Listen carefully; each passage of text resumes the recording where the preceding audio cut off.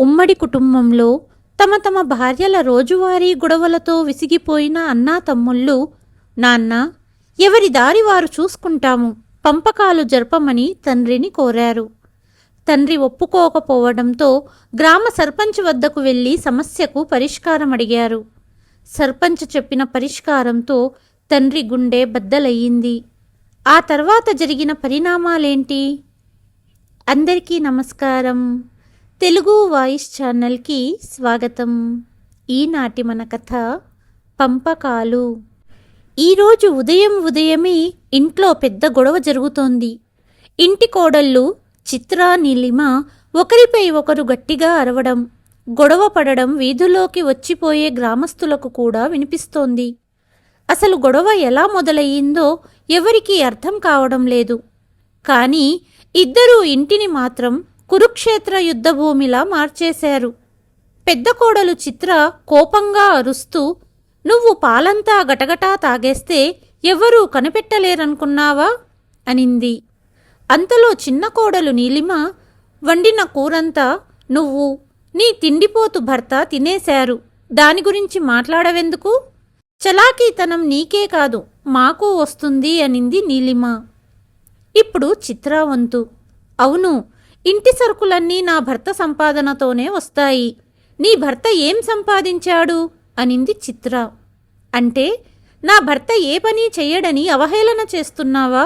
గట్టిగా అరుస్తుంది నీలిమ.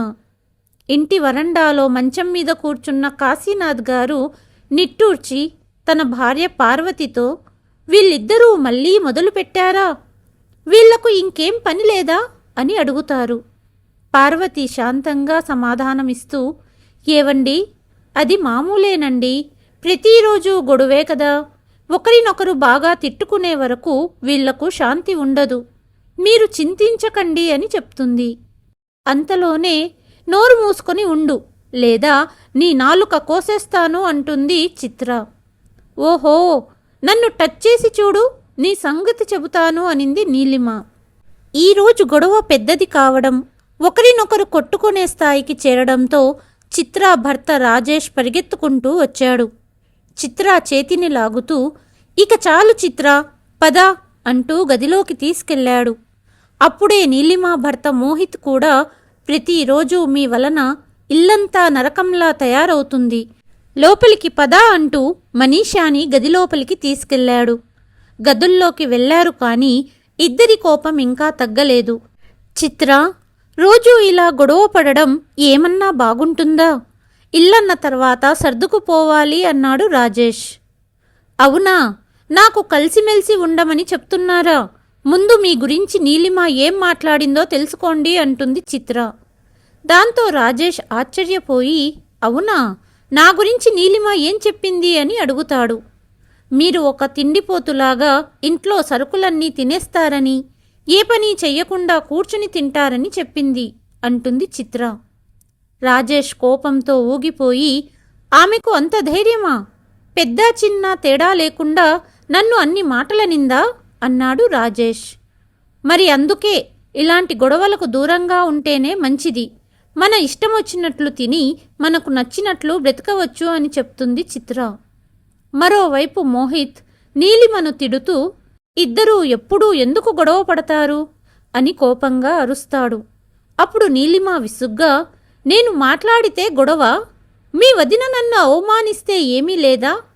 ఆమె మిమ్మల్ని సోమరి, పనికిమాలిన వాడని ఎన్ని మాటలన్నదో తెలుసా? ఇకపై నేను మీ వదినతో కలిసి ఈ ఇంట్లో ఏ పని చెయ్యను అంటుంది. అప్పుడు మోహిత్ కోపంగా, అవునా, వదిన అలా అన్నదా అని అడుగుతాడు. నమ్మకపోతే వెళ్ళి మీ వదిననే అడగండి అంటుంది మనీషా. ఇద్దరు అన్నాతమ్ములు కోపంతో గదుల్లో నుండి బయటికి వస్తారు. వారి వెనుకనే వారి భార్యలు కూడా వస్తారు. ఇప్పుడు గొడవ కోడళ్ల మధ్య మాత్రమే కాకుండా అన్నాతమ్ముల మధ్య కూడా మొదలవుతుంది. రాజేష్ కోపంగా, చిన్నా, నీ భార్యతో చిత్రకి క్షమాపణ చెప్పమను అని అంటాడు. మోహిత్ సమాధానమిస్తూ, అన్నయ్య, గొడవ మొదలుపెట్టింది వదిన, నీలిమ ఎందుకు క్షమాపణ చెప్పాలి? పక్కనే నిలబడిందిగా మీ ఆవిడ, ఏం మాట్లాడిందో అడుగు అని అంటాడు మోహిత్. నీ ముందు నీ భార్య నటిస్తుంది, మా గురించి నీకు అబద్ధాలు చెబుతుంది అని అంటాడు రాజేష్. అంతలో వీళ్లతో కలిసి ఉండే సమస్యే లేదు, ఈరోజు తేల్చేద్దాం అంటుంది చిత్ర. నిజమే, ఇక తేల్చేయండి, రోజూ ఈ గొడవలు భరించలేము అని నీలిమ కూడా అంటుంది. అప్పుడు తల్లి పార్వతి అక్కడికి వస్తుంది. పార్వతి గొంతులో కోపం కంటే నిస్సహాయత ఎక్కువగా కనిపించింది. మీరు నలుగురు ఏం మాట్లాడుతున్నారో మీకు అర్థమవుతుందా? కొంచెం కూడా సిగ్గులేదా? మీ నాన్నగారు అనారోగ్యంగా ఉన్నారు, కనీసం ఆయన ఆరోగ్యం గురించి కూడా ఆలోచించరా? చుట్టూ ఉన్న జనం ఏమనుకుంటారు అనే బుద్ధి లేదా? అందరూ ఏమనుకుంటారు, ఒకే ఇంట్లో ఉంటూ ఇలా తన్నుకుంటున్నారని అనుకోరా అని కోపంగా అనింది తల్లి. రాజేష్ కోపంగా, నువ్వు మధ్యలో మాట్లాడవద్దు, ఈరోజు తేల్చేస్తామని అంటాడు. మోహిత్ కూడా కోపంగా, ఇంకా ఆలస్యం ఎందుకన్నయ్యా, నాన్నగారు ఇక్కడే ఉన్నారు, అమ్మ కూడా ఉంది, రోజురోజుకి ఈ గొడవలకు బదులు పంపకాలు జరిగిపోతేనే మంచిది అని అంటాడు. ఇప్పటి వరకు మౌనంగా వింటున్న కాశీనాథ్ గారు నిట్టూర్చి, కొంచెమైనా ఆలోచించి మాట్లాడండి, ఉమ్మడిగా ఉన్నప్పుడు చిన్న చిన్న గొడవలు రావడం సహజం, ఇంట్లో 4 పాత్రలుంటే శబ్దం కూడా వస్తుంది, అంత మాత్రానికే ఇల్లు పగలగొట్టేయాలని కాదు అని అంటారు. రాజేష్, నాన్నగారు, ఇక విషయం ఇంత దూరం వచ్చింది కాబట్టి ఇప్పుడు మేము పంపకాలు జరగాలనే కోరుకుంటున్నామని చెప్తాడు. కాశీనాథ్ గారి కళ్ళు చెమర్చాయి. ఆయన ఒక నవ్వు నవ్వి, మీరు ఏం కావాలో చెప్పారు, కానీ మేము ఏం కోరుకుంటున్నామో ఎవ్వరికీ పట్టడం లేదు అని అంటారు. అప్పుడు ఇంట్లో నిశ్శబ్దం అలుముకుంది. తర్వాత కాశీనాథ్ గారు గంభీరమైన గొంతుతో, నా మాటలు చెవులు తెరిచి వినండి, నేను బ్రతికున్నంత వరకు ఈ ఇంటి పంపకాలు జరగవు అని అంటారు. ఆయన గొంతులో అంత దృఢత్వం ఉండటంతో అందరూ కాసేపు మౌనంగా ఉండిపోతారు. తర్వాత చిత్ర, నీలిమ కోపంతో, అసహనంతో కాళ్ళు నేలకేసి కొడుతూ తమ గదుల్లోకి వెళ్ళిపోతారు. వారి వెనకే రాజేష్, మోహిత్ కూడా వెళ్తారు. చిత్ర కోపంగా మంచంపై కూర్చుని దగ్గర్లోని నీటి గ్లాసును తీసుకొని కోపంతో నేలకేసి కొడుతుంది. మీరు కూడా ఏంటండి, మీ నాన్నగారు శాసనం జారీ చెయ్యగానే మీరు మౌనంగా లోపలికి వచ్చేశారు అని చిత్ర అంటుంది. రాజేష్ నిట్టూర్చి, నేనేం చెయ్యాలి చిత్ర, నాన్నగారు ఎంత ఖచ్చితంగా చెప్పారో చూడలేదా, ఆయన ముఖంలో ఎంత కోపం ఉందో చూశావు కదా అని అంటాడు. ఓహో, మీరు మీ నాన్నగారి కోపం చూశారు కానీ నా కోపం చూడలేదు కదా. మీరు ఆయన ఏమన్నా తల వంచుకొని వింటూ నిలబడతారు, కానీ ఈసారి మాత్రం అలా కాదు, ఈ ఇంటి పంపకాలు జరగాలి, లేదంటే నేను నా పిల్లలతో పుట్టింటికి వెళ్ళిపోతాను అని చిత్ర బెదిరింపు స్వరంతో చెప్పడంతో రాజేష్ ఆశ్చర్యపోయాడు. అదేంటి అలా అంటున్నావు, నేను ఏదో ఒకటి చేస్తాను కదా అని రాజేష్ అంటాడు. మరోవైపు నీలిమ ముఖం కూడా కోపంతో ఎర్రబడింది. మంచంపై కూర్చున్న భార్యను చూసి మోహిత్ తలుపు మూస్తూ, మళ్ళీ మొదలు పెట్టకు నీలిమ, నాన్నగారు పంపకాలు జరగవని చెప్పారు కదా అని అంటాడు. అయితే ఈ ఇంట్లో నాకేమైనా గౌరవం ఉందా? నేను ఎప్పుడూ మీ వదినతో మాటలు పడాలా? ఇక చాలు, ఈ ఇంటి పంపకాలు జరిగే వరకు నేను ఒక్క మెతుకు కూడా అన్నం తినను అని కోపంగా అంటుంది నీలిమ. మోహిత్ ఆశ్చర్యపోయి, ఇదేం చేస్తున్నావు నీలిమ అని అంటాడు. ఏం చెయ్యాలో అదే చేస్తున్నాను, ఈ ఇల్లు పంపకాలు జరగాలి, లేదంటే నేను ఆకలితో చనిపోతాను అని నీలిమ తెగేసి చెప్తుంది. సమయం రాత్రయింది, అయినా ఇంట్లో ఇంకా ఉద్రిక్తత అలాగే ఉంది. రాజేష్, మోహిత్లు ఎటూ చెప్పలేని స్థితిలో ఉన్నారు. కానీ ఇంట్లో రోజురోజుకీ జరుగుతున్న గొడవలకు సరైన మార్గం ఒకటే, అదే పంపకాలు అని వారికి అర్థమయ్యింది. మరుసటి రోజు ఉదయం ఇద్దరు అన్నాతమ్ములు ఊరి సర్పంచ్ గోవిందయ్య గారిని తమ ఇంటికి పిలిచారు. సర్పంచ్ గారు ఇంట్లోకి రాగానే అక్కడ కుటుంబం మొత్తం అతని కోసమే వేచి ఉండడాన్ని చూశారు. పార్వతీగారు, కాశీనాథ్ గారు ఒక మూలన నిశ్శబ్దంగా కూర్చున్నారు. మరోవైపు చిత్ర, నీలిమలు నిలబడ్డారు. ఇంట్లోకి వచ్చిన సర్పంచ్ గారితో రాజేష్ ఇలా అన్నాడు. సర్పంచ్ గారు, మీతో ఒక ముఖ్యమైన విషయం మాట్లాడాలని మిమ్మల్ని పిలిచాము. ఈ ఇంట్లో మేమంతా కలిసి ఉండడం కష్టంగా మారింది. కాబట్టి ఆస్తి పంపకాలు జరపాలని కోరుతున్నాము అని చెప్తాడు. ఈ మాట విని సర్పంచ్ గారు కాశీనాథ్ గారి వైపు చూశారు. కానీ కాశీనాథ్ మౌనంగా కూర్చున్నారు. సర్పంచ్ గారు నిట్టూరుస్తూ, కాశీనాథ్ గారు, కొడుకుల పెళ్లిళ్ల తర్వాత వాళ్లకు వాళ్ళ కుటుంబాలే ఎక్కువ ప్రాముఖ్యత అవుతాయి. కాబట్టి పంపకాలు జరగాల్సిన పరిస్థితి వస్తుంది. ప్రస్తుత ఇంట్లో సమస్యకు ఇదే పరిష్కారమైతే ఆలస్యం చెయ్యడంలో అర్థం లేదు అని అంటారు సర్పంచ్ గారు. ఒక్కసారిగా కాశీనాథ్ గారి గుండె బద్దలయ్యింది. కొద్ది క్షణాల్లో తేరుకొని కాశీనాథ్ గారు తన భార్య పార్వతీ వైపు చూస్తారు. ఆమె కళ్ళు చెమర్చడానికి సిద్ధంగా ఉన్నాయి. ఆయన గంభీరమైన గొంతుతో, నా పిల్లల సంతోషం ఇదే అయితే సరే, ఆస్తిని 2 భాగాలుగా చెయ్యండి అని చెప్తారు. సరే అయితే రేపు పంచాయతీలో మాట్లాడుకుందామని సర్పంచ్ వెళ్ళిపోయారు.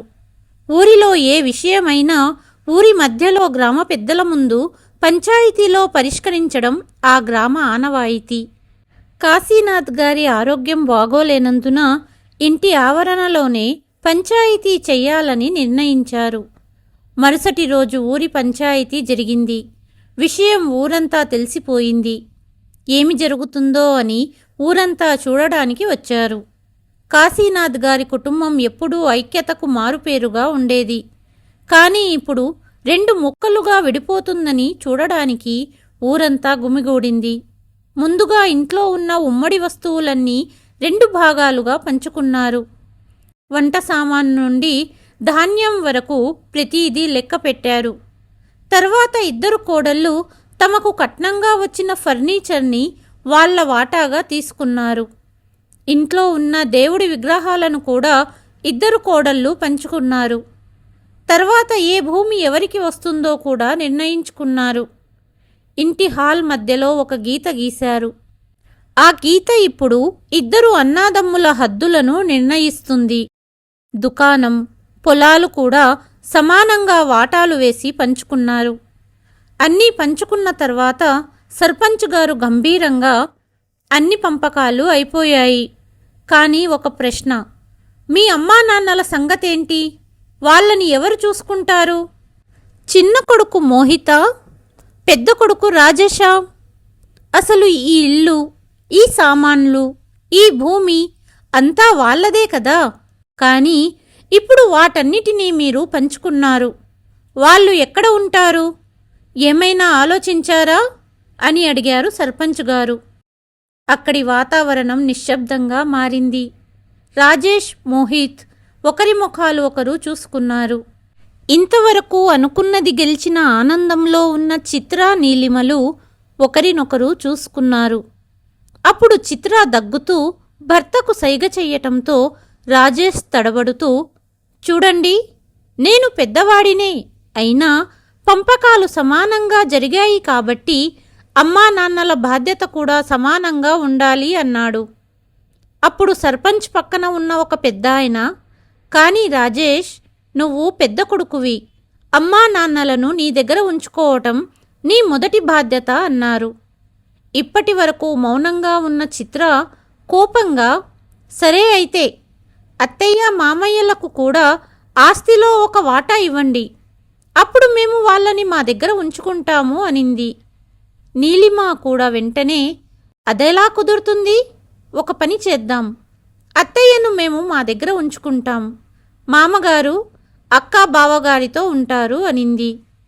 ఇది విని పంచాయతీలో ఉన్న కొంతమంది గుసగుసలాడడం మొదలుపెట్టారు. కానీ రాజేష్, మోహిత్లు ఈ నిర్ణయానికి అంగీకరించారు. వృద్ధాప్యంలో ఉన్న తల్లిదండ్రుల భవిష్యత్తును వాళ్ళని అడగకుండానే నిర్ణయించేశారు కొడుకు, కోడళ్ళు. కాశీనాథ్ గారు, పార్వతీ గారు ఒక మూలన నిలబడి అన్నీ వింటున్నారు. ఈరోజు వాళ్ళ సొంత కొడుకులే వాళ్ళని ఒక వస్తువులాగా పంచుకున్నారు. కాశీనాథ్ గారి కళ్ళు చెమర్చాయి. కానీ ఆయన ఏమీ మాట్లాడలేదు. సర్పంచ్ గారు బాధగా, సరే, మీరంతా ఇదే కోరుకుంటే అలాగే కానివ్వండి అన్నారు. పంచాయితీ ముగిసింది. ఊరి వాళ్ళు నెమ్మదిగా అక్కడి నుండి వెళ్ళిపోయారు. ఒకప్పుడు సంతోషాలతో కలకలలాడే ఆ ఇంట్లో ఈరోజు శూన్యం అలుముకుంది. ఇంటి ఆవరణలో 2 ముసలి నీడలు మాత్రమే కూర్చున్నాయి. వారే కాశీనాథ్ మరియు పార్వతీగారు. కాశీనాథ్ గారు నిట్టూర్చి ఇంటివైపు చూశారు. ఈరోజు మొదటిసారి ఆయనకి ఆ ఇల్లు పరాయిగా అనిపించింది. అప్పుడు గట్టిగా ఒక గొంతు వినిపించింది. అత్తయ్య, లోపలికి రండి, ఇక మీరు మా వైపు ఉండండి అని చిన్న కోడలు నీలిమ అనింది. అప్పుడు చిత్ర కూడా వచ్చి, మామయ్య గారు, మీరు మా వైపు రండి అనింది. కాశీనాథ్ గారు నెమ్మదిగా, మేమిద్దరం వేరువేరుగా ఉండము అన్నారు. వెంటనే చిత్ర తన భర్త వైపు చూసి వ్యంగ్యంగా, చూడండి, వయసు మీద పడింది కానీ కలిసి ఉండాలనే కోరిక ఇంకా తగ్గలేదు మీ నాన్నగారికి అనింది. కాశీనాథ్ గారు కళ్ళు మూసుకొని, చిత్ర, ముసలితనంలోనే భార్యాభర్తలకు ఒకరికొకరు ఎక్కువ అవసరమవుతారు. చేతులు వనకడం మొదలైనప్పుడు, కాళ్ళు సహకరించినప్పుడు ఒకరికొకరు తోడు మాత్రమే జీవితానికి చివరి ఆధారం అవుతుంది. నా ఆరోగ్యం ఇప్పుడు బాగోలేదు. ఈ సమయంలో పార్వతీ తోడు నాకు చాలా అవసరం అన్నారు కాశీనాథ్ గారు. ఇప్పటి వరకు మౌనంగా ఉన్న రాజేష్ విసుగ్గా, కానీ నాన్న, మీ ఇద్దరినీ ఒక దగ్గరే ఉంచి మేము మా భుజాలపై ఎక్కువ భారం వేసుకోలేము. మేము కేవలం మీ బాగోగులు చూసుకుంటాము. అయినా ఇల్లు ఒక్కటే కదా అన్నాడు రాజేష్. ఇది విని పార్వతీగారి కళ్ళు చెమర్చాయి. అంటే ఇప్పుడు నీకు అమ్మా నాన్నలు భారమైపోయారా అని ఆమె ఒక నిట్టూర్పు విడిచి తన చీర కొంగుతో కళ్ళు తుడుచుకొని, సరే, మా తలరాతలో ఇదే రాసి ఉండొచ్చు, కానీ ఇప్పుడు నా మంచం, మీ నాన్నగారి మంచం వరండాలో వేయండి అనింది పార్వతి. అత్తయ్య, నేను మీ మంచం వేస్తాను, కానీ మామయ్య గారి మంచం అక్క వేస్తుంది అని నీలిమ మంచం వేస్తూ మొహం తిప్పుకుంది. నీలిమ మాటలు విని ముఖం తిప్పుకుంటూ చిత్ర కూడా ఒక మంచం తెచ్చి వరండాలో వేసింది. మరుసటి రోజు ఉదయం సూర్యుని కిరణాలు వరండాలో పడుతున్నాయి. పార్వతీగారు పనిలో నిమగ్నమయ్యారు. నీలిమ ఉదయాన్నే ఆమెకు కూరగాయలు కొయ్యడానికి ఇచ్చింది. కానీ నిన్నటి సంఘటనలు కాశీనాథ్ గారి మనసులో కలకలం రేపుతున్నాయి. ఇంతలో వాళ్ళ 2 మనవళ్ళు చింటూ, బిట్టూ ఇంట్లో ఆడుకోవడం మొదలుపెట్టారు. పంపకాలు అంటే ఏమిటో ఆ అమాయక పిల్లలకు ఏం తెలుసు? వాళ్ళు ముందులాగే నవ్వుతూ గెంతులు వేస్తూ ఇల్లంతా తిరుగుతూ ఆడుకుంటున్నారు. ఒకరి చేతులు ఒకరు పట్టుకొని ఆడుకుంటున్నారు. కానీ అదే సమయంలో పెద్ద కోడలు చిత్ర కోపంగా బయటికి వచ్చింది. చింటూ, బిట్టుతో ఆడొద్దని చెప్పాను కదా అని కొడుకుపై కోప్పడింది. 2 పిల్లలు భయపడిపోయారు. చింటూ అమాయకంగా అమ్మవైపు చూశాడు. అమ్మా, బిట్టు నా తమ్ముడు అన్నాడు అమాయకంగా. తమ్ముడు కాదు, ఇప్పుడు వాడు కేవలం పక్కింటివాడు అని చిత్ర గట్టిగా అరిచి కొడుకు చింటూని గట్టిగా లాగి వేరు చేసింది. ఏం జరుగుతుందో అర్థం కాని బిట్టు ఏడుస్తూ అమ్మా, అమ్మా అని పిలవడం మొదలుపెట్టాడు. ఆ మాటలు వినగానే నీలిమ పరుగున బయటికి వచ్చింది. ఏమయ్యింది? ఎందుకేడుస్తున్నావో బిట్టు అని బిట్టూని అడిగింది నీలిమ. పెద్దమ్మ నా చేతిని చింటూ చేతి నుండి లాగేసింది అన్నాడు బిట్టు. నా కొడుకును ఎలా తాకావక్క అని కోపంగా అనింది నీలిమ. చిత్ర వ్యంగ్యంగా నవ్వి, అవునా, నీ కొడుకంటే నీకు అంత ఇష్టమా? అయితే వాడిని నీ దగ్గరే ఉంచుకో, గీత దాటి ఇటువైపు రాకుండా చూసుకో అని చెప్పి చింటూ చెయ్యి పట్టుకుని లోపలికి తీసుకుపోయింది. నీలిమ కూడా కోపంగా బిట్టూని తన గదిలోకి తీసుకుపోయింది. కాశీనాథ్ గారు, పార్వతీగారు ఎదురుగా కూర్చొని ఆ దృశ్యాన్ని చూస్తున్నారు. పార్వతీగారు బాధగా, దేవుడా, ఈ ఇంటికి ఎవరి దిష్టి తగిలిందో ఏమో, సంతోషంగా నవ్వుతూ ఉండే ఇల్లు ఇలా మారిపోయింది అనింది. కాసేపట్లో నీలిమ టిఫిన్ తీసుకొచ్చింది. అత్తయ్య, ఇదిగో మీ టిఫిన్ అని పార్వతీగారి ముందు పళ్ళెం పెట్టింది. పార్వతీగారు నెమ్మదిగా, కోడలా, మీ మామయ్య గారికి కూడా తీసుకురా అన్నారు. నీలిమ ముఖంలో ఒక కుటిల నవ్వు కనిపించింది. మర్చిపోయారా అత్తయ్య? నిన్నేగా అన్నీ మాట్లాడుకున్నాం. మామయ్య గారి బాధ్యత అక్కది, నాది కాదు అనింది నీలిమ. కాశీనాథ్ గారు, పార్వతి ఒకరినొకరు చూసుకున్నారు. పార్వతీగారి కళ్ళు చెమర్చాయి. ఆమె పళ్ళెం మెల్లగా పక్కకు జరుపుతూ, సరే, నా టిఫిన్ కూడా లోపలికి తీసుకెళ్ళు. మీ మామయ్య గారు తిన్న తర్వాతే నేను తింటాను అనింది పార్వతి.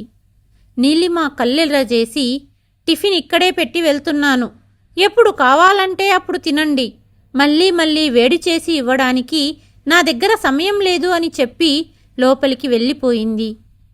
కాశీనాథ్ గారు, పార్వతీగారు ఒకరినొకరు చూసుకున్నారు. తర్వాత పార్వతీగారు, పర్వాలేదు, మీరు ఆకలిగా ఉన్నారు, మనం కలిసి తిందామని చెప్పి పళ్ళెం తన భర్త దగ్గరగా తీసుకొచ్చింది. కాశీనాథ్ గారు ఒక ముక్క చపాతీ తింటుండగానే చిత్ర కూడా చేతిలో పళ్ళెం పట్టుకొని బయటికి వచ్చింది. మామగారిని చూడగానే, ఇదేంటి, మీరు నీలిమ ఇచ్చిన టిఫిన్ తింటున్నారా? నేను మీకు టిఫిన్ చేసి పెట్టననుకున్నారా అని అడిగింది. లేదు చిత్ర, ముందుగా నీలిమ మీ అత్తయ్యకి టిఫిన్ తెచ్చింది.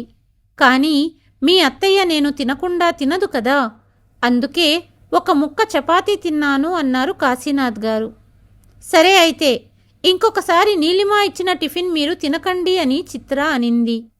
కాశీనాథ్ గారు నెమ్మదిగా, చిత్ర, రాజేష్ ఎక్కడున్నాడు అని అడిగారు.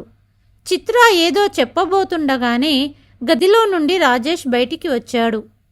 అతను తొందరగా దుకాణానికి వెళ్ళడానికి సిద్ధమవుతున్నాడు. కాశీనాథ్ గారు అతన్ని దగ్గరగా పిలిచి, రాజేష్, షాప్కి వెళ్తున్నావు కదా, వెళ్తూ వెళ్తూ మీ అమ్మ అద్దాలు తీసుకువెళ్ళు. 2 రోజులుగా విరిగిన అద్దాలు పెట్టుకుంటోంది. షాపు పక్కనే అద్దాల షాపుంది, సరి చేయించుకోరా అన్నారు. రాజేష్ అయిష్టంగా అద్దాలు తీసుకోవడానికి చెయ్యి చాపుతుండగా చిత్ర దగ్గుతూ భర్తకు సైగ చేసింది. రాజేష్ ఆగిపోయి, నాన్నగారు, అమ్మ తమ్ముడి దగ్గరుంది, ఈ అద్దాలు వాడికే ఇవ్వండి, అతను సరిచేయించుకు వస్తాడు, నా దగ్గర ఇప్పుడు సమయం లేదు అని చెప్పి వెళ్ళిపోయాడు. పార్వతి భర్త వైపు చూసింది. ఆయన ముఖంలో బాధ, నిస్సహాయత స్పష్టంగా కనిపిస్తున్నాయి. ఏ జన్మలో ఎలాంటి పాపం చేశామో ఈరోజు చూడవలసి వస్తోంది అన్నారు కాశీనాథ్ గారు. పక్కనే కూర్చున్న పార్వతీగారు ఆయన భుజంపై చెయ్యి వేసి, చింతించకండి, దేవుడే ఉన్నాడు, అన్నీ సర్దుకుంటాయి అన్నారు. 15 రోజులు అలాగే గడిచిపోయాయి. కాశీనాథ్ గారికి కొడుకుల మనస్సులో తమకు చోటు లేదని పూర్తిగా అర్థమైపోయింది. రోజూ ఏదో ఒకటి జరుగుతూ ఆయన మనసుని బాధించేది. నాన్నగారికి ఆరోగ్యం బాగోకపోయినా, మందులు అయిపోయినా చిన్న కొడుకు కోడలు పట్టించుకునేవారు కాదు. అమ్మకి ఏదైనా సమస్య వస్తే పెద్ద కొడుకు కోడలు కూడా పట్టించుకునేవారు కాదు. కానీ ఈరోజు కాశీనాథ్ గారు ఒక నిర్ణయానికి వచ్చారు. ఉదయాన్నే 2 కొడుకులను కోడళ్లను పిలిచారు. రాజేష్, మోహిత్, మీతో ఒక ముఖ్యమైన విషయం మాట్లాడాలి అన్నారు. రాజేష్, మోహిత్ ఒకరినొకరు చూసుకున్నారు. అంతలో చిత్ర, నీలిమలు కూడా వచ్చి నిలబడ్డారు. కాశీనాథ్ గారు నిట్టూర్చి నేరుగా, ఇక చాలు, నేను పార్వతి వేరువేరుగా ఉండలేము, మేము ఎప్పుడూ కలిసే ఉంటాము అన్నారు. కానీ నాన్నగారు, ఇల్లు ఒక్కటే కదా అని మోహిత్ అన్నాడు. నిజమే, ఇల్లు ఒక్కటే, కానీ మీరు దాన్ని 2 ముక్కలు చేశారు. ఇంట్లో భోజనం మాత్రం వేరువేరుగా వండుతున్నారు అని అన్నారు కాశీనాథ్ గారు. రాజేష్ పరిస్థితిని చక్కదిద్దడానికి ప్రయత్నిస్తూ, నాన్నగారు, అలా ఎందుకంటున్నారు, మీకు ఏమైనా ఇబ్బంది కలుగుతుందా అని అడిగాడు. కాశీనాథ్ గారు నవ్వారు. కానీ ఆ నవ్వులో బాధ దాగి ఉంది. ఇబ్బందా? మీరు మాకు సంతోషమేమైనా ఇచ్చారా? అయినా మాకు ఒకటే కావాలి, నేను పార్వతి కలిసి ఉంటాము. ఈ పంపకాలు ఇక మేము భరించలేము అన్నారు. రాజేష్, మోహిత్ ఒకరినొకరు చూసుకున్నారు. ఇప్పుడు నీలిమ ఆందోళన చెందింది. ఆమె తన అత్తను తన దగ్గరే ఉంచుకోవాలని కోరుకుంది. ఎందుకంటే రోజంతా ఆమెతో పని చేయించుకోవచ్చు అనుకుంది. మరోవైపు చిత్ర తోడికోడలు నీలిమ అత్తను తన దగ్గర ఉంచుకుని ఆనందంగా ఉండటం చూసి అసూయపడుతూనే ఉంది. కానీ చిత్ర మాత్రం అనారోగ్యంతో ఉన్న మామగారికి భోజనం పెట్టాల్సి వస్తోంది. కాసేపు మౌనంగా ఉన్న తరువాత నా దగ్గర ఒక పరిష్కారం ఉంది అనింది చిత్ర. కాశీనాథ్ గారు ఆమె వైపు చూశారు. మీరు అత్తయ్య ఇద్దరూ కలిసి ఉండవచ్చు, కానీ ఒకరి తర్వాత ఒకరు. అది విని కాశీనాథ్ గారు ఆశ్చర్యపోయారు. అంటే అడిగారు కాశీనాథ్ గారు. చిత్ర వివరించడం మొదలుపెట్టింది. అంటే 1 నెల మీరు మరిది దగ్గర ఉంటారు, ఇంకో నెల మా దగ్గర. ఇలా అయితే మీరిద్దరూ కలిసి ఉంటారు, ఎవరికీ ఎక్కువ భారంగా ఉండదు. కాశీనాథ్ గారు తన కొడుకుల వైపు చూస్తూ, అంటే మేమేమైనా పనికిరాని వస్తువులమ్మా? 1 నెల ఒక ఇంట్లో ఉంచి మరొక నెల ఇంకో ఇంట్లోకి పంపడానికి అన్నారు కోపంగా. పార్వతి కళ్ళు కూడా చెమర్చాయి. చివరికి కొడుకులు కోడళ్ళు నిర్ణయించేశారు. కాశీనాథ్ పార్వతి గారు ఇలాగైనా కలిసి ఉండొచ్చని ఒప్పుకోవలసి వచ్చింది. ఈ నెల వాళ్ళు పెద్ద కొడుకు రాజేష్, కోడలు చిత్రల దగ్గర ఉండాలని నిర్ణయించారు. కానీ కాశీనాథ్ దంపతులకి కష్టాలు మాత్రం తగ్గలేదు. ఎందుకంటే చిత్ర కేవలం వంట మాత్రమే చేసేది. మిగతా పనులన్నీ పార్వతీ గారితోనే చేయించేది. రోజంతా పనిచేసి అలసిపోయేది పార్వతి. కాశీనాథ్ గారికి అది ఏమాత్రం నచ్చలేదు. కానీ పార్వతి ఆయనని ఏమీ మాట్లాడొద్దని చెప్పేది.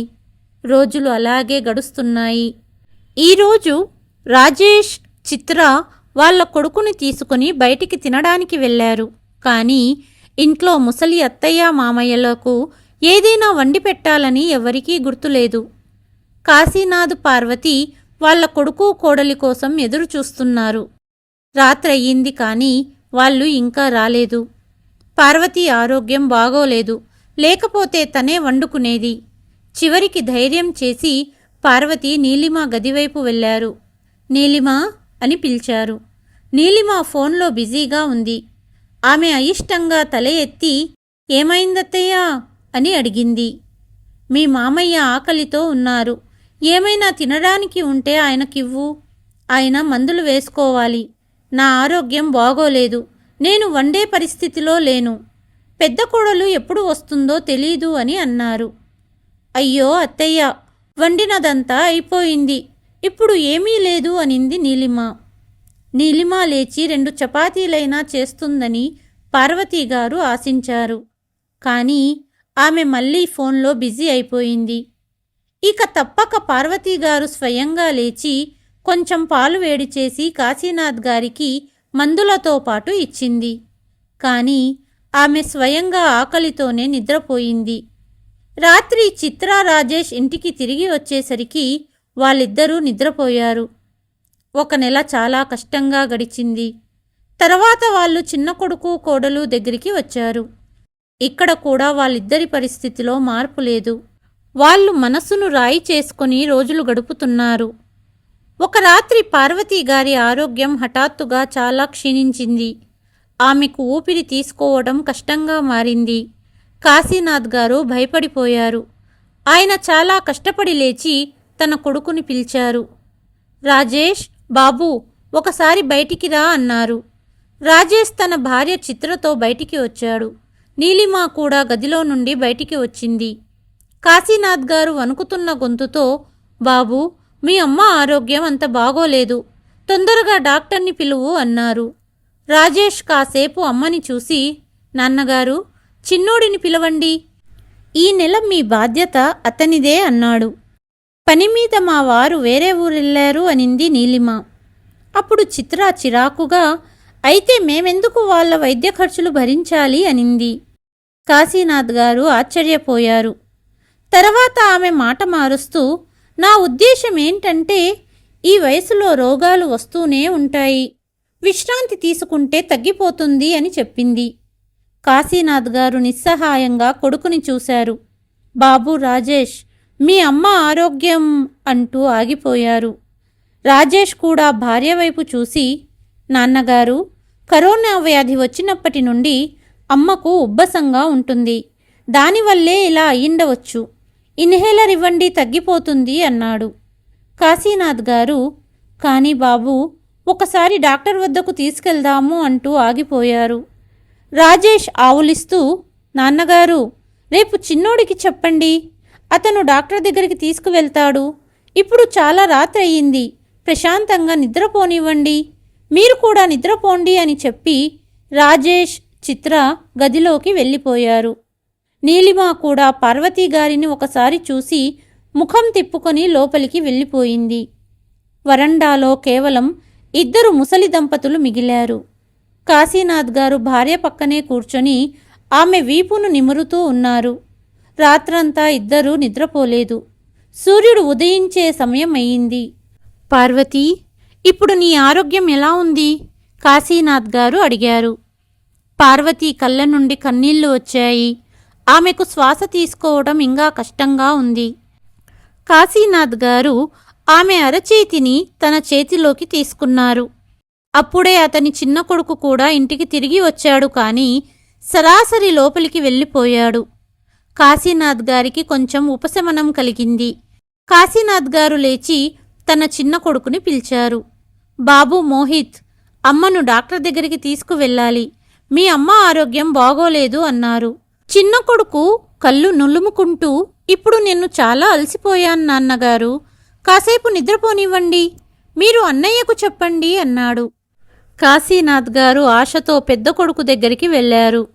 రాజేష్ అంటూ పిలిచారు. రాజేష్ మొబైల్ స్క్రోల్ చేస్తూ, నాన్నగారు, నా దగ్గర సమయం లేదు, ఈ నెల మీరు చిన్నోడి దగ్గర ఉన్నారు కాబట్టి అది అతని బాధ్యత అవుతుంది అని సమాధానమిచ్చాడు. కాశీనాథ్ గారు నిస్సహాయంగా నిలబడిపోయారు. ఇప్పుడు కొడుకులు తల్లి అనారోగ్యాన్ని కూడా తమ బాధ్యతగా స్వీకరించడానికి సిద్ధంగా లేరు. కాశీనాథ్ గారు ఒక్క క్షణం 2 కొడుకులను చూశారు. ఎవ్వరూ సమాధానం ఇవ్వలేదు. కాశీనాథ్ గారు వణుకుతున్న చేతులతో పార్వతీ గారికి ఆధారమిచ్చి తన దగ్గర ఉన్న కొంత డబ్బు తీసుకొని తన భార్యను ఆటోలో కూర్చోబెట్టి స్వయంగా ఆసుపత్రికి బయలుదేరారు. ఆసుపత్రికి చేరుకున్న వెంటనే డాక్టర్లు పరీక్షలు చేసి వెంటనే పార్వతీ గారిని చేర్చుకొని చికిత్స ప్రారంభించారు. కాసేపటి తర్వాత కాశీనాథ్ గారు తన 2 కొడుకులకు ఫోన్ చేశారు. మొదట్లో 2 ఫోన్ ఎత్తలేదు. తరువాత చాలా ప్రయత్నాల తరువాత చిన్న కొడుకుతో మాట్లాడారు. అమ్మకు సీరియస్గా ఉందని చెప్పారు కాశీనాథ్ గారు. నాన్నగారు, మేము వస్తాము అని చెప్పి అతను ఫోన్ పెట్టేశాడు. మధ్యాహ్నం రాజేష్, చిత్ర వచ్చారు. కాసేపటి తర్వాత మోహిత్, నీలిమ కూడా చేరుకున్నారు. రాజేష్ లోపలికి రాగానే, ఏమైంది నాన్నగారు, అమ్మ బాగానే ఉంది కదా అని అడిగాడు. కాశీనాథ్ గారు అలసిన గొంతుతో, బాబూ, వీలైనంత త్వరగా మీ అమ్మకు గుండె ఆపరేషన్ చెయ్యాలని డాక్టర్లు చెప్పారు. 5 లక్షలు ఖర్చవుతుందట అన్నారు. ఇది విన్న 2 కొడుకులు ఒకరి ముఖం ఒకరు చూసుకున్నారు. నాన్నగారు, ఇంత పెద్ద మొత్తం అకస్మాత్తుగానా అని అన్నాడు మోహిత్. రాజేష్ మోహిత్ మాటను కొనసాగిస్తూ, అవును నాన్నగారు, మా దగ్గర అంత డబ్బు లేదు, బ్యాంకు నుండి తీయాలి, కొంచెం సమయం పడుతుంది అని చెప్పాడు. కాశీనాథ్ గారు కళ్ళు చెమర్చాయి. బాబు, వీలైనంత త్వరగా డబ్బులు ఏర్పాటు చేయండి. రాజేష్, మోహిత్ తల ఊపుతూ, సరే నాన్నగారు, మేము చూస్తాము, వీలైనంత త్వరగా వస్తాము అని చెప్పి 2 భార్యలను తీసుకొని ఆసుపత్రి నుండి బయలుదేరారు. కాశీనాథ్ గారు ప్రతి అరగంటకు ఫోన్ చేస్తూనే ఉన్నారు. ముందు రాజేష్కి, తర్వాత మోహిత్కి. కానీ ఎవ్వరూ ఫోన్ ఎత్తలేదు. ఆయన ఆశలు క్రమంగా తగ్గిపోతున్నాయి. నర్సు వచ్చి, సమయం చాలా తక్కువగా ఉంది, ఆపరేషన్ త్వరగా చేయాలి, మీరు డబ్బులు కడితే మేము ఆపరేషన్కు సిద్ధమవుతాము అని చెప్పింది. కాశీనాథ్ గారు ప్రతిసారి ఒకే సమాధానం చెబుతున్నారు. నా కొడుకులు వస్తూనే ఉంటారు, వాళ్ళు రాగానే డబ్బు కడతాను అన్నారు. కానీ చూస్తుండగానే రాత్రయింది. వాళ్ళిద్దరూ రాలేదు. పార్వతీ గారి పరిస్థితి మరింత క్షీణిస్తోంది. కాశీనాథ్ గారు ఆమె చెయ్యి పట్టుకున్నారు. పార్వతీ కూడా ఆయన అరచేతిని గట్టిగా పట్టుకున్నారు. కానీ పార్వతీ గారి పట్టు నెమ్మదిగా వదులుతూ ఏదైతే జరగకూడదని కాశీనాథ్ గారు భయపడ్డారో అదే జరిగింది. కాశీనాథ్ గారు చల్లబడిన భార్య చేతిని పట్టుకొని వెక్కి వెక్కి ఏడ్చారు. అంత రాత్రివేళ ఆస్పత్రిలో నిశ్శబ్దంలో కాశీనాథ్ గారి ఏడుపు మాత్రమే వినిపిస్తుంది. ఆయన వణుకుతున్న చేతులతో ఫోన్ తీసి ఇంటి నెంబర్ డయల్ చేశారు. రాత్రి సమయం. ఫోన్ పదే పదే మోగుతోంది. చివరికి రాజేష్ ఫోన్ ఎత్తాడు. హలో నాన్నగారు, ఈ రాత్రిపూట ఫోన్ ఎందుకు చేశారు అన్నాడు. రాజేష్, మీ అమ్మ ఇక లేదు అని చెప్పి ఆయన వెక్కి వెక్కి ఏడ్చారు. రాజేష్ ఒక్క క్షణం నిశ్చలంగా నిలబడిపోయాడు. అవునా, మేము రేపు రావాలనుకున్నాము అని అన్నాడు రాజేష్. కాశీనాథ్ గారికి ఏడుపు ఆగడం లేదు. మరుసటి రోజు ఉదయం పార్వతి అంత్యక్రియలు జరిగాయి. కాశీనాథ్ గారు భార్యను చూస్తూ రాయిలాగా నిలబడి ఉన్నారు. కొడుకులు తలలు వంచుకుని నిశ్శబ్దంగా నిలబడి ఉన్నారు. చితి మండుతోంది. మంటలు ఆకాశం వైపు ఎగసిపడుతున్నాయి. చివరికి పార్వతీగారు ఈ లోకాన్ని విడిచిపెట్టారు. ఇంటికి తిరిగి వస్తుండగా కాశీనాథ్ గారి కాళ్ళు తడబడుతున్నాయి. కాసేపటికి ఆయన ఇంట్లో అడుగుపెట్టారు, కానీ ఆ ఇల్లు ఆయనకు సొంత ఇల్లులా అనిపించడం లేదు. ఆయన చూపు వరండాలో పార్వతీ కూర్చునే మంచంపై పడింది. ఇప్పుడు అక్కడ ఖాళీ ప్రదేశం మాత్రమే ఉంది. కాశీనాథ్ గారు అక్కడే కూర్చుని మౌనంగా ఆలోచిస్తున్నారు. ఆయన ఈ లోకంలో ఒంటరిగా, పూర్తిగా ఒంటరిగా మిగిలిపోయారు. రోజులు గడుస్తూ 2 నెలలు గడిచిపోయాయి. ఇప్పుడు కొడుకులు కోడళ్ళు తమ తమ జీవితాల్లో బిజీ అయిపోయారు. కానీ కాశీనాథ్ గారికి ఇంటి ప్రతి మూలలో పార్వతీ గారి జ్ఞాపకాలతో ముడిపడి ఉన్నాయి. ఆమె వంటగది నుండి పిలుస్తుందని లేదా టీ తీసుకొని వస్తుందని అనిపిస్తుంది, కానీ అది కేవలం ఊహగానే మిగిలిపోయింది. ఇప్పుడు ఆయన యోగక్షేమాలు అడిగేవాళ్ళు ఎవ్వరూ లేరు. క్రమంగా చిత్ర, నీలిమలు కాశీనాథ్ గారిని భారంగా భావించడం మొదలుపెట్టారు. ఒకరోజు చిత్ర గొనుగుతూ హాల్లో టిఫిన్ తింటున్న రాజేష్తో, వినండి, మామయ్య గారు రోజంతా అనారోగ్యంతో దగ్గుతూ ఉంటారు. కేవలం భారంలా తయారయ్యారు అని చెప్పింది. నేనేం చెయ్యాలి అన్నాడు రాజేష్. అత్తగారి మరణం తర్వాత 2 కొడుకులు 2 కోడళ్ళు కలిసిపోయారు. అప్పుడే అక్కడికి వచ్చిన మోహిత్, నీలిమ, నువ్వు చెప్పింది నిజమే అక్క. అత్తయ్య ఉన్నప్పుడు కనీసం ఇంటి పనుల్లో కొంచెం సహాయం చేసేది. కానీ ఇప్పుడు కేవలం అనారోగ్యంతో ఉన్న మామగారికి రోజూ సేవ చేయవలసి వస్తుంది అని చెప్పింది. దీనికి పరిష్కారం మామగారిని వృద్ధాశ్రమానికి పంపించడమే.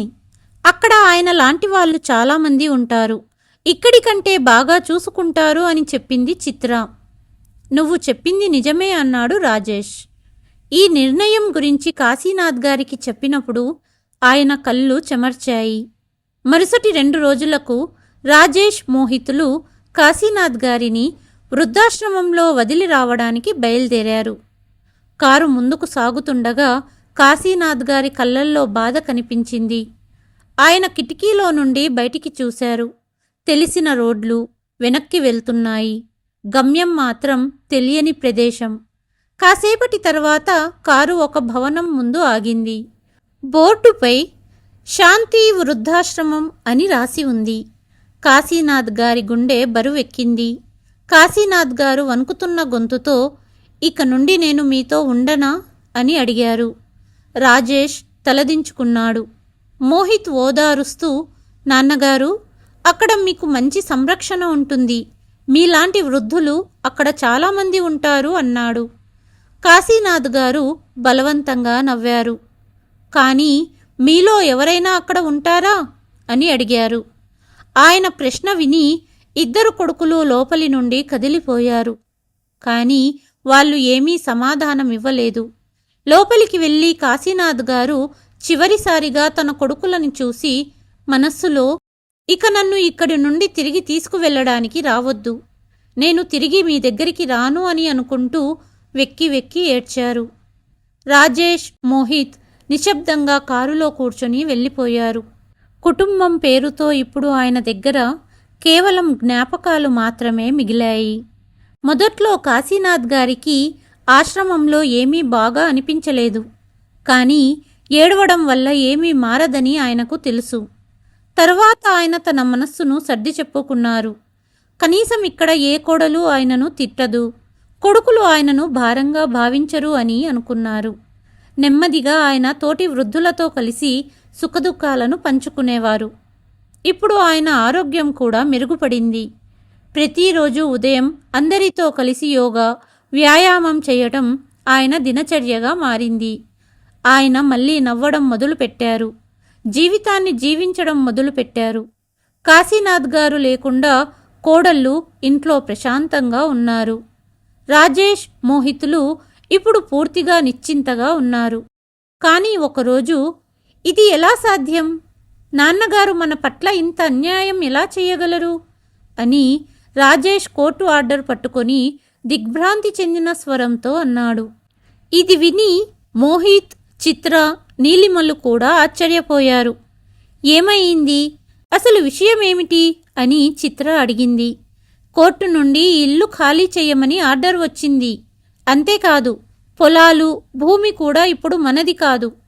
కానీ నాన్నగారు ఆస్తిని వాటాలు వేశారు కదా, మొత్తం ఆస్తిని 2 భాగాలుగా పంచారు కదా, మరి ఆయన తన ఆస్తిని మళ్ళీ రాయించారా? అంటే నాన్నగారు తన ఆస్తిని ఎవరికైనా రాసిచ్చారా? మోహిత్ తన నుదుటి చెమట తుడుచుకుంటూ అడిగాడు. రాజేష్ నిట్టూర్చి ఆందోళనగా, అవును, కోర్టు నుండి ఉత్తర్వులు వచ్చాయి అన్నాడు. అప్పుడు చిత్ర కోపంగా అరిచింది. కానీ ఆయన అలా ఎందుకు చేశారు? మీరిద్దరూ ఆయన సొంత కొడుకులు, ఆస్తి మీకే దక్కుతుంది అని అనింది. వేరే దారి లేక వాళ్ళందరూ వృద్ధాశ్రమానికి వెళ్ళి కాశీనాథ్ గారిని కలవాలని నిర్ణయించుకున్నారు. కాశీనాథ్ గారు ఆశ్రమంలో తన గదిలో కూర్చుని వార్తాపత్రిక చదువుతున్నారు. రాజేష్, మోహితులు తమ భార్యలతో తండ్రి గదిలోపలికి వచ్చి, నాన్నగారు, మేము మిమ్మల్ని తీసుకెళ్లడానికి వచ్చాము, మీరు మాతో రండి అన్నారు. కాశీనాథ్ గారు చిరునవ్వుతో వాళ్ల వైపు చూసి, లేదు, ఇదే నా ఇల్లు, నేను ఇక్కడే సంతోషంగా ఉన్నాను అన్నారు. కాశీనాథ్ గారి ముఖంలో దృఢమైన నమ్మకం కనిపిస్తోంది. ఆయన కళ్ళల్లో బాధ లేదు. లేదు నాన్నగారు, మేము మా తప్పును సరిదిద్దుకోవాలనుకుంటున్నాము అని రాజేష్ వేడుకుంటూ అన్నాడు. మోహిత్ కూడా కళ్ళు తుడుచుకుంటూ, అవును నాన్నగారు, మిమ్మల్ని ఇక్కడ ఒంటరిగా వదిలి వెళ్ళలేము, మాతో రండి అన్నాడు. కానీ కాశీనాథ్ గారు, ఒంటరిగానా? మీ అమ్మ నన్ను ఒంటరిగా వదిలిపోయినప్పటి నుంచి నేను ఒంటరిగానే ఉన్నాను. ఇప్పుడు నాకు ఇక్కడ చాలామంది తోడు ఉన్నారు అన్నారు. కానీ నాన్నగారు, మాకు ఒక విషయం అర్థం కావడం లేదు. మాకు ఇవ్వాల్సిన ఆస్తిని ఎవరి పేరు మీద రాశారు? కోర్టు నోటీస్ ఎందుకు ఇచ్చారు అని అడిగాడు రాజేష్. ఇప్పుడు మేమెక్కడికి వెళ్ళాలి నాన్న? కనీసం నీ మనవళ్ళ గురించి ఆలోచించలేదా? మీరు మా వాటాను ఎవరికి ఇచ్చారు అని అడిగాడు మోహిత్. కాశీనాథ్ గారు నిట్టూర్చి, మీరు మీ తల్లిదండ్రుల పట్ల బాధ్యత నెరవేర్చనప్పుడు హక్కులను ఎలా ఆశించగలరు? నేను మీకు వాటా ఎందుకు ఇవ్వాలి? మీరు నా గురించి, నా భార్య గురించి ఆలోచించనప్పుడు నేను మీ గురించి ఎందుకు ఆలోచించాలి? నా వాళ్ళు నన్ను తిరస్కరించినప్పుడు ఇతరులు నాకు ఆశ్రయమిచ్చారు. అందుకే నా మొత్తం ఆస్తిని ఈ వృద్ధాశ్రమానికి రాసిచ్చాను. నా సొంత కొడుకులు నన్ను తిరస్కరించినప్పుడు నాకు అండగా నిలిచిన స్థలం ఇదే అన్నారు కాశీనాథ్ గారు. ఇది విన్న రాజేష్, మోహితులు దిగ్భ్రాంతికి గురయ్యారు. వారి కళ్ళ నుండి కన్నీళ్లు కారాయి. అప్పుడు చిత్ర అనింది, కానీ మామయ్య గారు, ఇది అన్యాయం అనింది. అప్పుడు కాశీనాథ్ గారు, లేదు కోడలా, ఇప్పుడే ఒక వృద్ధాప్య తల్లి తండ్రికి న్యాయం జరిగింది అన్నారు. నాన్నగారు, మాకు ఇంకొక అవకాశం ఇవ్వండి అంటూ రాజేష్, మోహిత్ చేతులు జోడించి అడిగారు. కాశీనాథ్ గారు చిరునవ్వుతో, లేదు బాబు, ఈ బంధం ఇప్పుడు కేవలం పేరుకే మిగిలింది, మనసుతో కాదు అని అన్నారు. తర్వాత ఆయన ఊపిరి పీల్చుకొని, ఇప్పుడు మీరు వెళ్ళండి. తల్లిదండ్రులను అవసరానికి ఉపయోగించుకొని అవసరం తీరిపోయాక వదిలే ఆస్తి కాదని తెలుసుకోండి అని అన్నారు. కాశీనాథ్ గారు అక్కడి నుండి బయటికి నడవడానికి వెళ్ళారు. కొడుకులు, కోడళ్ళు తలలు వంచుకొని భారంగా తిరిగి వెళ్ళారు. కానీ ఇప్పుడు వాళ్ళు తమ మూర్ఖత్వం వల్ల అత్యంత విలువైన సంపదను కోల్పోయారని తెలుసుకున్నారు. కథ కనుక నచ్చినట్లయితే please like, share and subscribe to Telugu voice. మరి ఒక కథతో మళ్ళీ కలుస్తాను. అంతవరకు సెలవు.